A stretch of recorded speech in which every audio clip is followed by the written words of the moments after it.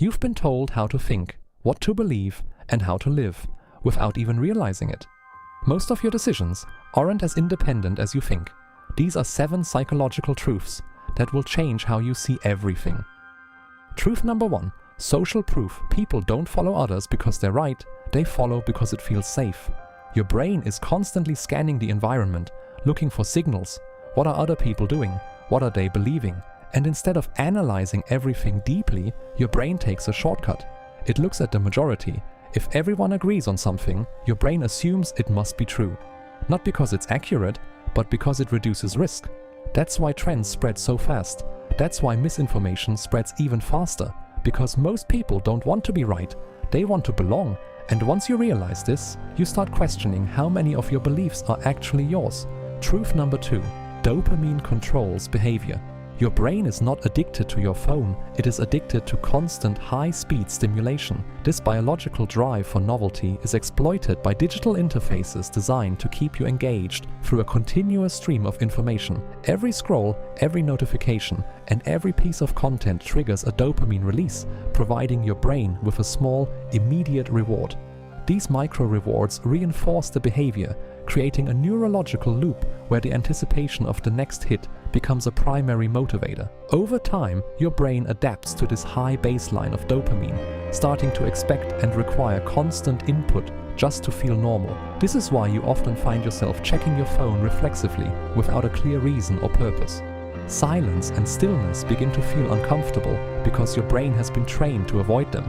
When the external stimulation stops, the lack of immediate rewards can manifest as restlessness or anxiety, as the brain struggles to adjust to a slower pace. The core problem is that real growth, deep focus, and lasting discipline are inherently slow processes. They require sustained effort without immediate gratification, which directly conflicts with a brain conditioned for instant rewards. When your brain is accustomed to fast rewards, anything that requires patience or deep thinking feels painful or boring. It is not necessarily that you lack the capacity for focus. Rather, your brain has lost its tolerance for the lack of stimulation required to achieve it. Breaking this cycle requires intentionally reintroducing stillness and accepting the discomfort of slow progress as a necessary part of reclaiming your cognitive control. Truth number 3. Comfort is a trap. Comfort feels safe, but it slowly limits your life. It creates a psychological bubble where the absence of friction is mistaken for progress. When things are easy, you stop pushing yourself. The human brain is wired to conserve energy, leading you to favor the path of least resistance. You stay in the same routine, same habits, same environment. Without new stimuli, your skills plateau and your perspective narrows. And everything feels fine until you realize nothing has changed. Stagnation is often silent. It doesn't announce itself until the gap between who you are and who you could have been becomes a chasm. Weeks pass, months pass, and you're still in the same place. Time continues to move, but your personal evolution has come to a standstill. Because growth doesn't happen in comfort. Real change requires the stretching of your current capabilities, which is inherently taxing. It happens when you do things that feel uncertain, unfamiliar, even uncomfortable. This discomfort is the biological signal that you're adapting and learning. So if everything in your life feels easy, that might actually be the problem. Ease is often the mask of a life that has stopped expanding.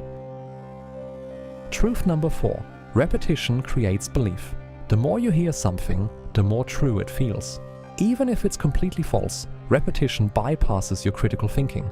Your brain doesn't verify information every time. It doesn't stop and analyze everything. Instead, it uses familiarity as a shortcut.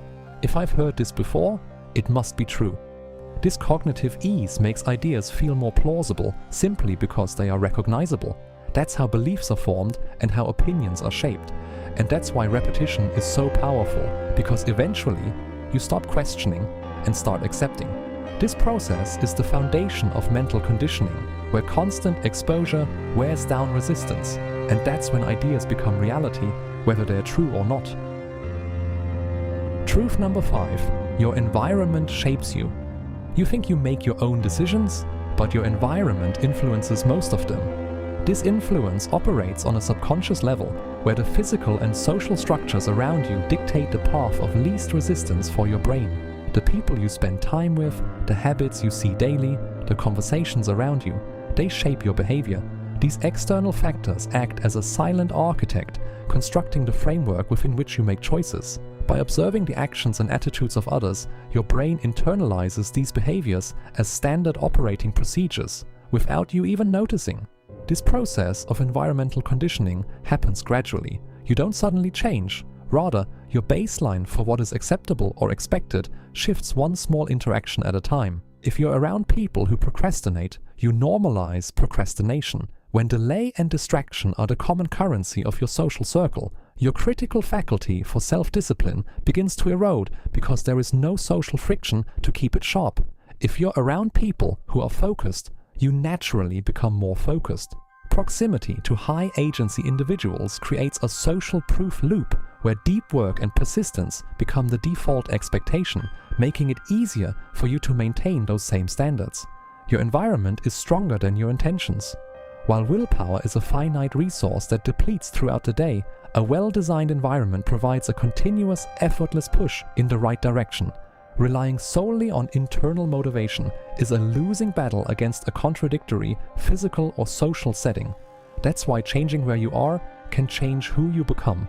By intentionally selecting the stimuli, people, and routines that surround you, you're not just changing your surroundings, you're actively participating in the neurological redesign of your future self. Truth number 6. Action creates confidence. Most people wait to feel ready. They think, I'll start when I feel confident. But confidence doesn't work like that. It is not a prerequisite for beginning, but a byproduct of having begun. Confidence comes after action, not before it. You build confidence by doing things you're not ready for, by stepping into discomfort and taking action even when you feel uncertain. You provide your brain with the evidence it needs to believe in your capabilities. This discomfort is the biological signal that you are adapting, learning, and stretching your current capabilities. That's how it grows. Real change requires this inherent tax on your comfort, because growth doesn't happen in ease. It is not found by waiting for a feeling of certainty, but by moving despite the lack of it. Truth number 7. Time is invisible, and that's when it hits you, how much time you had and how little you used. Because time is invisible in the moment, but obvious in hindsight. Stagnation is often silent. It doesn't announce itself until the gap between who you are and who you could have been becomes a chasm. And once it's gone, you don't get it back. Weeks pass, months pass, and you're still in the same place. Time continues to move, but your personal evolution has come to a standstill. That's why the most dangerous thing you can do is assume you have more time. Ease is often the mask of a life that has stopped expanding. Real change requires the stretching of your current capabilities, which is inherently taxing. If everything in your life feels easy, that might actually be the problem. Once you start seeing these patterns, you can't unsee them. You start questioning things more, you start thinking differently, and that's where everything begins to change, because awareness is the first step to control.